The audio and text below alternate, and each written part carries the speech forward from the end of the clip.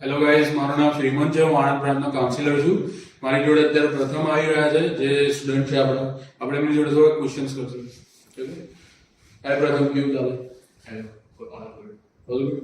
અચ્છા, તમે demo classes attend કર્યા 6 દિવસના? હા, કરે છે. એમાં તમારો કેવો એક્સપિરિયન્સ રહ્યો? હા, અમને સારો એક્સપિરિયન્સ રહ્યો મારો. અમને 4 મોડ્યુલમાં બેસિક નોલેજ આપવામાં આવ્યું છે, લિસનિંગ, રીડિંગ, રાઇટિંગ અને સ્પીકિંગમાં. અને અમારો સારો એક્સપિરિયન્સ રહ્યો ક્લાસીસમાં. અને પછી અમને DLT ટેસ્ટ કરવામાં આવે છે, ટેસ્ટ આપવામાં આવે છે. એમાં અમારું લેવલ ચેક કરવામાં આવે છે કે સ્ટુડન્ટનું ઇંગ્લિશ કેવું છે.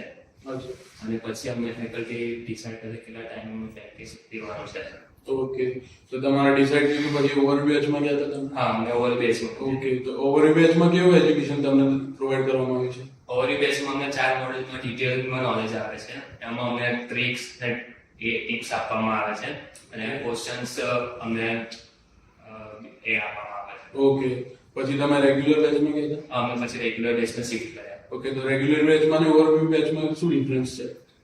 ખાસું અમને ઓવરી બેચમાં અમને ડિટેલમાં સમજાવવામાં આવ્યા, પછી અમને રેગ્યુલરમાં ટેસ્ટ ને FLTમાં આપવામાં આવ્યું છે. ઓકે, તો બીજું કોઈ ક્વેશ્ચન્સ છે, ફીડબેક છે અમારા માટે તમારે?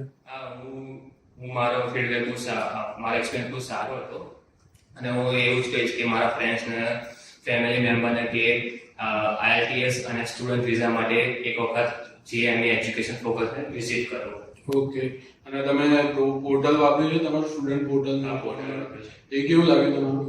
પોર્ટલ અને એપાર્ટમેન્ટ સિસ્ટમ બહુ સારી છે GME ફોકસની. આ સુધી મેં ક્યારેય જોઈ નથી બીજે બધે, પણ પોર્ટલ પરથી અને એપાર્ટમેન્ટ પરથી આપણે 1-to-1 સ્પીકિંગ આવી શકીએ છીએ, જેથી સ્ટુડન્ટને સ્પીકિંગ અને ફ્લુઅન્સી ઇમ્પ્રુવમેન્ટ થાય છે. ઓકે, થેન્ક યુ પ્રથમ. અમારા સ્ટુડન્ટ હતા પ્રથમ પટેલ, એમનો રિવ્યુ તમે જોયો. તમે પણ આવા ચેક કરો જય મહારાજમાં કેવું છે, શું છે, તમને ખ્યાલ આવશે જોઈન કરવું છે કે નહીં. Okay, by.